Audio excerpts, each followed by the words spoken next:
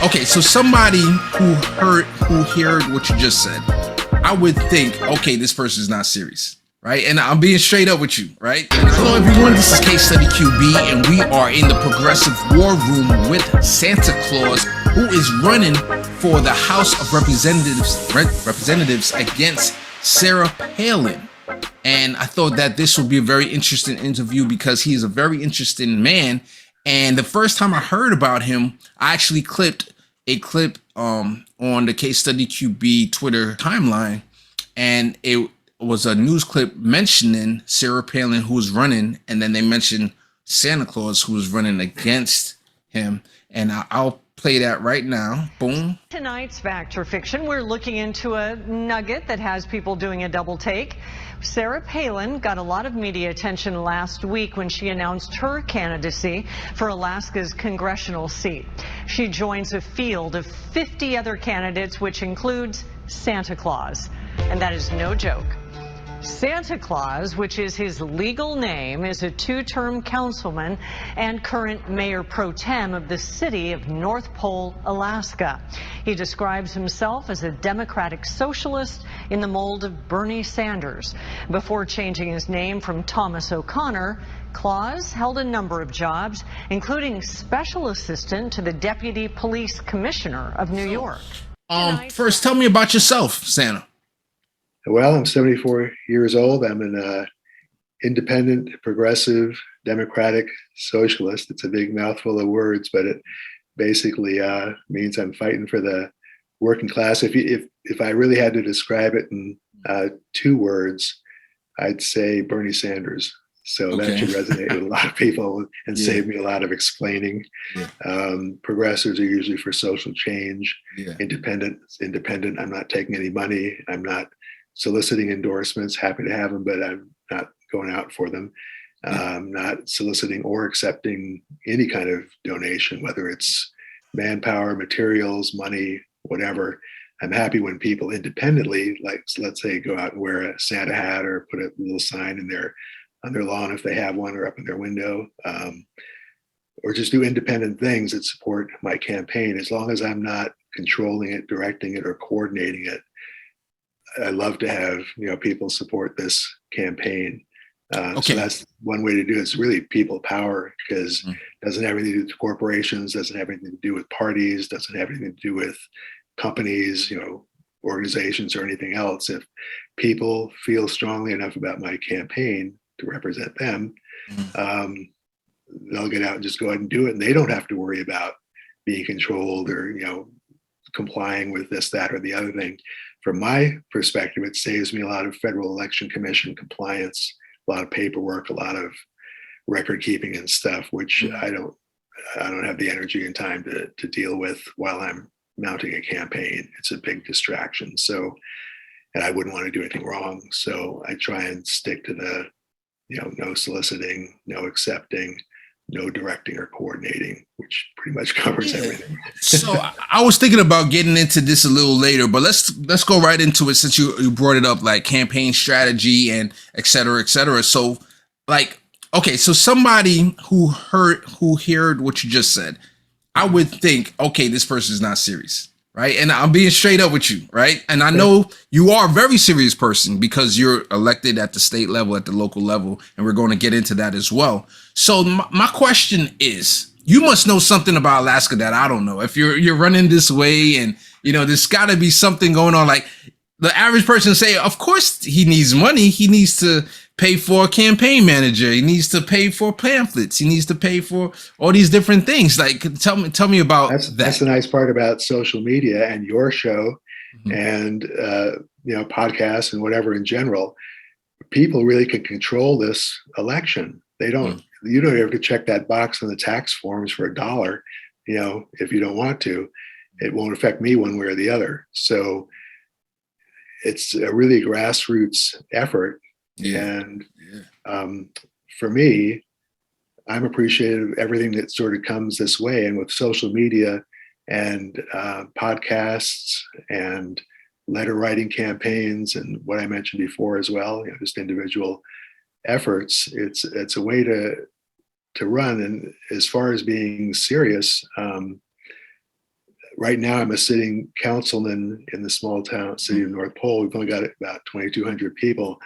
And then when the mayor's out of commission for one reason or another, then as mayor pro tem, I get to step up and pretty much take charge. It happens rarely, but that's the mayor pro tem part of it.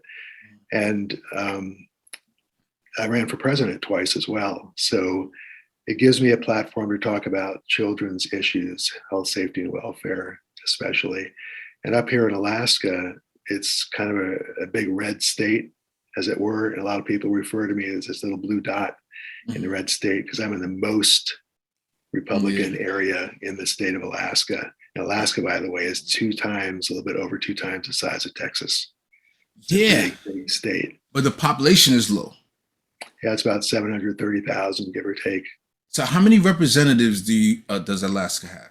Just one. We've only had one since the statehood, and we have 2 senators, 1 representative. So that's like Vermont has only 1 person as well. Yeah, go ahead. Right. And he was in office. Don Young was a congressman for 49 years, all straight, ever since he was the first and only congressman that we have up here in Alaska. And you were asking me before about the kind of the reception up here. When Bernie was running against Hillary a while back, in the Democratic primary, Bernie got 82%. So I know there are a lot of people up here in Alaska that identify with what Bernie had to say and still has to say. And even though I'm not, as widely known as Bernie in the political field, since I share his views, I have to say I have an affinity for Bernie. So in actuality, Sander, you should have changed your name to Bernie Sanders instead of Sanders, right? Bernie Sanders too. Yeah. So okay, I heard there's over like 20 people running, right, in this race. How does the Alaska? Aside from Sarah and me, there are another 46. There you go. So there's a lot of people running, and I'm curious to know, like, first of all those names going to be on a ballot or what? Yes, I think they are. And it's the ranked choice voting that you had alluded to in some statements before outside of this. Yes. And the ranked choice voting encourages people to run for office because they don't have to depend on a political party or anything like that. And I have a little sheet that I'm just going to read. It only takes about 20 seconds. Sure. Ranked choice voting reduces partisanship, encourages more candidates to run, like now, boosts voter turnout, takes power away from special interests and out-of-state influence, and makes it almost impossible for anyone to rig an election. Awesome. So somebody could vote for you on the first, like you're the first person, then vote for, God forbid, but Sarah Palin for the second round, right? They could, or vice versa. But the thing is, ranked choice voting is set up so that as it kind of shakes out, as they do the recounts, as it were, let's say the first time around, nobody gets 50% of the vote. And out of, 48 candidates, that's likely. Yeah, definitely likely. So is it going to go to a runoff like the first two? It's automatically, the ranked choice voting means right then and there, it goes, they just kind of shake it out. And that's true. If let's say if I were second, if a lot of people voted for me for second and more than anybody else, if that winds up being 50% or more, boom. Really? So that's interesting. Yeah. So it's a whole different, it's so that whoever does get elected appeals to more than half of the electorate. So let me ask you this question. How popular is Sarah Palin? Is she more popular than Not as popular as she was years ago. She was governor up here and she made a few mistakes. And well, she left, right? She ended her governorship with John McCain. I'm sure a lot of people that left a bad taste in the citizens of Alaska's mouth, right? Yeah, and she did some business work that would have been a conflict. So that was one of the reasons she gave for leaving. She wanted that television show and a book and some other stuff. Yeah. So between that and the campaign for when she was vice presidential candidate, that kind of soured people up here. It was just a kind of triple whammy, and she just either didn't handle it well or the timing was bad or whatever. But And she just has her own, personality. We all have our own personalities, and sometimes it rubs people the wrong way. Sometimes something clicks. You just never really know. And so I'm not the underdog, as it were. Okay, so let's get back to your campaign. So you don't have a manager. Don't have a manager. Don't have anybody working with or for me. A lot of people have offered to volunteer. Quite a few people have. Very good-hearted, kind souls. And I just have to thank you so much, but please do it independently.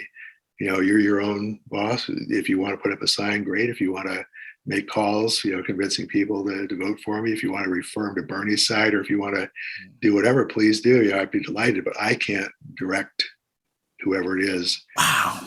This is the most fascinating campaign and ever. The nice part about that is, but that's why so many people run. Yeah. Because if somebody catches fire, let's say out of the 48 people, somebody who's really not well known, but has this wonderful campaign and might be good on social media, or, the press happens to like them, they could actually take off, and do really well, which is the nice part about the ranked choice voting. Yeah. So do you know if you said you had a lot of people who try to volunteer for you directly, and you said, hey, I can't do it directly, but you can go off, and is there a way that you put those people together? Oh, my goodness. Can't coordinate, can't control it, can't direct it, which I think is great. Do you know if there is someone out there promoting? Yeah, people will send me signs and stuff that they've already done, because once they've done it, that's fair game. If I wanted to tweet it or whatever, I could. I haven't, because I'm kind of saving it because we still have 7 weeks to go in our election, so I'm going to kind of pepper those in. How much time you have left? The election? About 7 weeks left, approximately. The election's on June 11th, and then that's just for the primary. Then the real election is in August, which means whoever wins gets into Washington, D.C. in September, and then only is there from the beginning of September to the beginning of January. Yeah. So I'm just running in the special election, which is the first part, just to end up his term, the fellow who died. Okay. And the reason I'm doing that is whoever wins that portion, the special election, if they're also running for the general election, for the November 8th, election, if they're also running for the 2-year term following this little special term, how are they going to do their work in Washington if they're constantly campaigning and raising money for their campaign, with Alaska? They're supposed to be in Washington doing their work. Yeah. Which I would be doing. So I'm not going to campaign. I'm not going to raise or spend any money.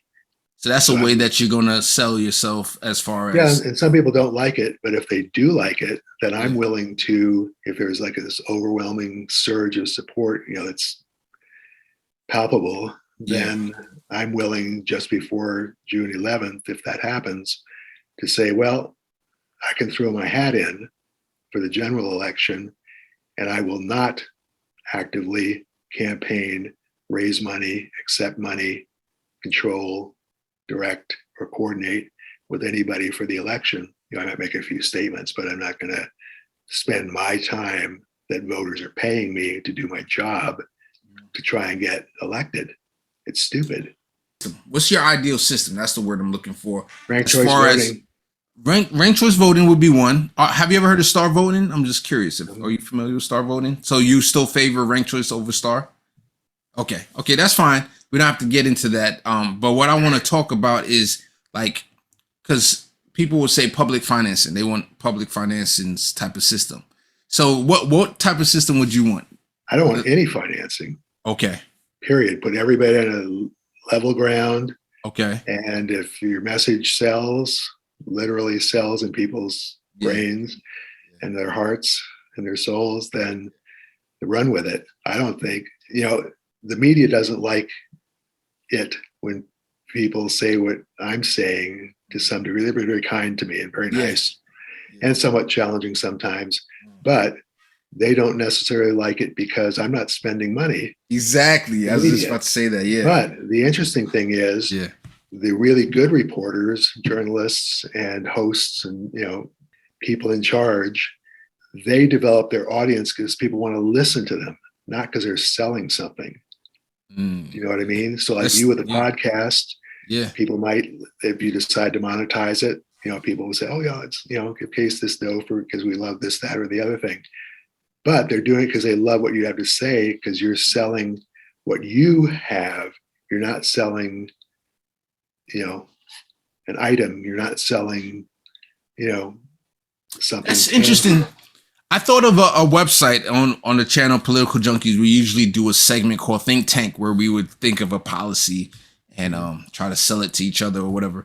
And I thought of a website called candidate.gov, right? And it will be an official .gov, government sanctioned website. And it'll be like social media for candidates. So from the local level, state level, federal, to the federal level, if you want to join anything, if you want to run for anything, you would have to register through candidate.gov. So this is kind of simplifying running for candidates for office also, because right now, if I wanted to run for mayor, of course I could go to a website. I have to do a lot of digging. But if I know, if I want to run for dog catcher to mayor to president, I just go to government.gov and I put in, the title, and I could go that way. It's a lot easier. But I think the strength here, which I think you might like, is you can upload, you can have your page almost like a Facebook page, and then you could upload almost like the People's Gauntlet, which we talked about before. You can put in the issues that you care about or questions, and you can put in your video. And this is where you don't, it would be free to sign up and to do all of this. And you put it'll be like being able to advertise yourself, because people who going to be voting for, let's say, is mayor of the city, they're going to go, okay, let me see who's running. And then they go click on governmentcandidate.gov. They go to the city and they see the mayor. They see the 10 people running. Okay, let me check them out. Click on each one. You can kind of gauge. Like, what do you think about that? Well, we talked about it on the phone before recording and stuff. Yeah. Ballotpedia. Yeah. That. It would be like Ballotpedia, but Ballotpedia is more like an unofficial. It's a little bit restrictive. It has volunteers probably who do it, and which is great. I use Ballotpedia as a resource as well, but I think if having it something more official and being able to upload your videos, I think that would be cool. But I think it would be cool as well. You wouldn't need any money. This is where you get money completely out of the system, not even public financing. That would be great. Yeah, because the money is kind of what corrupts it.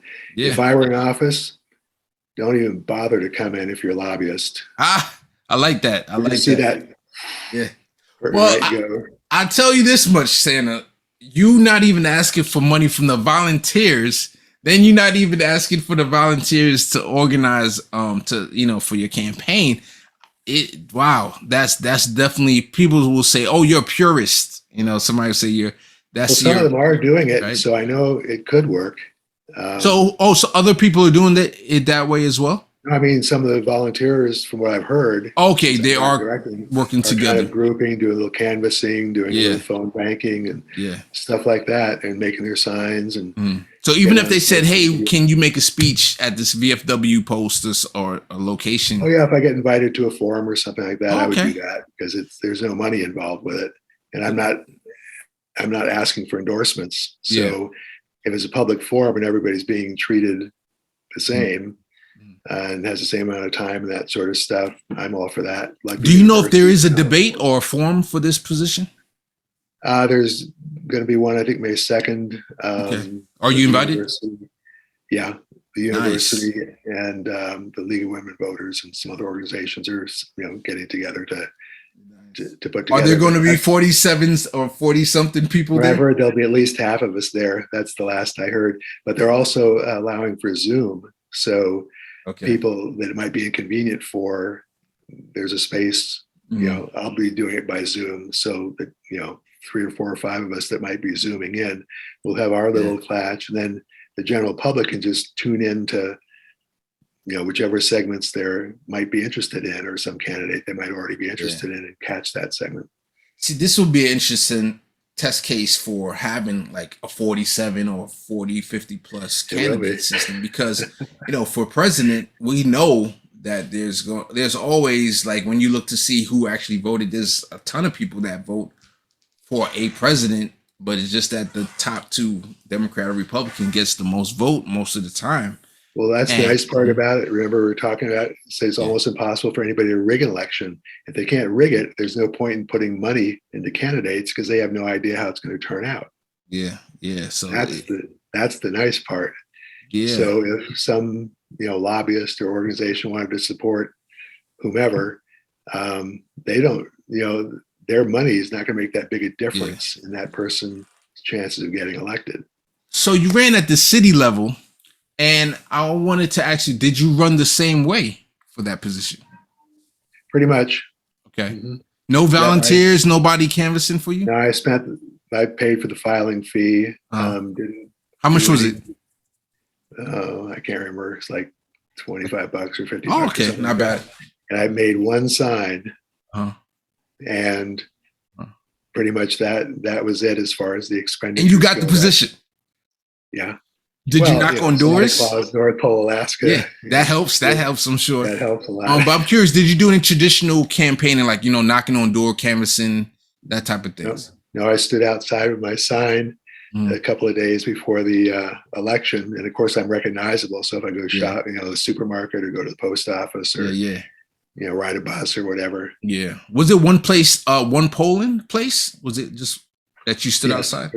For that particular election. So, okay. So that makes it a lot easier, definitely, for somebody to say, oh, I see Santa. Oh, Santa's on the ballot. Okay, I'll vote for Santa. They probably didn't even know your positions. Right? Yeah, there's usually not a very high turnout for the local elections. By any chance, do you know how many polling stations there are in Alaska? No clue. Okay. Because if there, at least we know one. If you go to that one location, you're probably going to do the best at that one location. But if there's like 5 other, and then the campaign, the volunteers, go out there and they're in front of those, there might be a chance. Put on a little Santa hat or something. Yeah. That'd be great. Yeah. So that's interesting. This is interesting. All right. Or maybe they'd be out there ringing bells or something, like those little sleigh bells. Yeah. There's lots of ways people can help and have some fun with it. So as long as they're 200 feet away from the polling place. Yeah. So let's talk about some politics of what's going on right now. What do you think about progressive politics? We had the unfortunate failure. Bernie ran twice and he didn't make it. But I don't want to say complete failure, because he definitely put Medicare for all on, the consciousness of the American people and a lot of other ideas. So I think that was a victory in a huge sense. But and then you had people, the squad, they call them the squad, of other progressives in the House, and a new type of candidate. And at the time we had a lot of high hopes. Lately we haven't had as much high hopes as far as the progressive political movement. And then we have the ALU, Amazon Labor Union, had a big victory over here in Staten Island. So what do you think about the climate of progressive politics? Well, I'm a 50-year or 51-year union member. Okay, there you go. Myself. Yeah. And I'm all for unions, the PRO Act and the rest of it, because of all the different benefits, unions have brought to people. A lot of people don't realize, if you get a weekend off, depending on, how your week is arranged, or get a few days off, or have benefits, or, FMLA, all these, things that union people tend to benefit from. A lot of workers don't have those benefits. And when an employer says, oh, you can't do that, or I don't want you talking at work, I don't want you making friends here, I don't want you're working for us, and that's all you're going to be doing here, like Amazon sometimes has a tendency to do, and other companies. That kind of raises my hackles. I don't like that whole attitude at all. Yeah. So I'm all for the union stuff, and I'm all for Medicare for all. I think it's a wake-up call for people here with COVID, all these unanticipated medical expenses and surprise billing, and all that can bankrupt people, and does bankrupt a lot of people. And with Medicare for all, without getting into the nuts and bolts of it, if I were when I went on Medicare at 65, that covered 80% of whatever my medical bills were, with very few exceptions. And if I live at the poverty level as a monk, because I'm a monk in real life, and at the poverty level, a lot of us qualify for Medicaid, and that covers most of the rest of it with some exceptions as well. And there are things like public housing and the rest of it. And we were talking a little bit before about the like a universal income type thing. I think if people weren't stressed out about being able to have a little place to stay, just a simple little home and simple work to do, keep them busy and being productive, and deriving at least a basic income from it. This whole country would be so healthy. Yeah, so much better. You couldn't even believe it. So, are you for UBI, like a monthly UBI? So I know we talked about Alaska currently gets a stipend from the oil company, about $1,000 a year, which is not bad. And anybody would like any money every year. What? How much would you want per month? What would you like to see? I would like to see anywhere from $1,000 to $2,000 a month. Okay, definitely. During the pandemic, what would you have said? 2,000. Most people. Well, I would have said. Well, it depends on the family size, but for an individual, I would have said during the pandemic about 3,000 a month. And a lot of people who want that just throughout time would like to have at least, I think, 2,400 a month. And the interesting thing is, like, the unintended consequences are if landlords or business owners know that people have they're that going to up the price up. Yeah, they're going to raise everything to consume, not for us to consume stuff, but for them to consume our income. Yeah. So that's interesting. I mean, we can have rent control. I mean, we're a democratic socialist. We had it in New York City for a long time. Yeah, we're not afraid of doing rent control, or even public housing, and that can help push down price. Definitely. Sure. The question is food. I know something that I know I would like to. I'm looking into getting a home garden, like vegetable garden, to see if I can grow my own food. Of course, not put pesticides in my own food, so it'll be definitely organic. Well, you have some cold weather up where you are too. Yeah, I'm in New Jersey, so during the summer is now about to get into that gardening season right now. But it's not. I won't be able to do it year round unless I could like set up a, what do you call it? Hydro. Yeah, hydro, like in-house. Yeah, in-house kind of veg. I don't have enough space though, but yeah. So we're looking. You could ask some of the people that cultivate the marijuana plants, the cannabis plants. Yeah, they definitely know how to do it. They've become experts at it. But I'm a big advocate for medical marijuana, by the way. I'm sorry. I'm a big advocate for medical marijuana. Okay. So you're a big advocate for medical, legalizing medical. How about all drugs? I'm just curious. What's your philosophy? What's your philosophy on all drugs? To be really careful.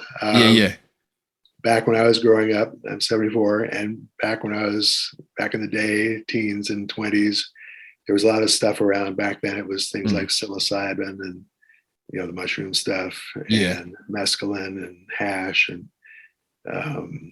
pot.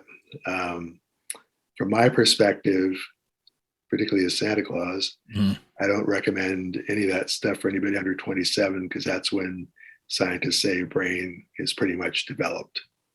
Yeah. So if somebody, let's say a child had seizures, seizure disorders, and they thought that cannabis, CBD, for instance, cannabidiol might help, and a physician, recommended it, I'd be all for stuff like that. But for anybody under that, I personally couldn't recommend it. It goes on all the time. Right now, you got the big opioid epidemic, and you got fentanyl and all these other major devastating drugs that are hurting society in general, particularly younger people. So I'm not for any of that kind of stuff. But people, it gets into those issues that you address on your couple of your websites, having to do with not just pharmaceutical companies, which I think have to be better controlled. Yeah. Somebody's making $240 million a year Yeah. as a CEO? What about their workers? What about the people they're selling stuff to? Yeah, it definitely would have to be regulated, because I think you want to legalize marijuana, but we're not going to say, oh, a 13-year-old or a 10-year-old can smoke, smoke it. Not So that 10 and 13-year-olds don't smoke, but yeah. Oh, yeah.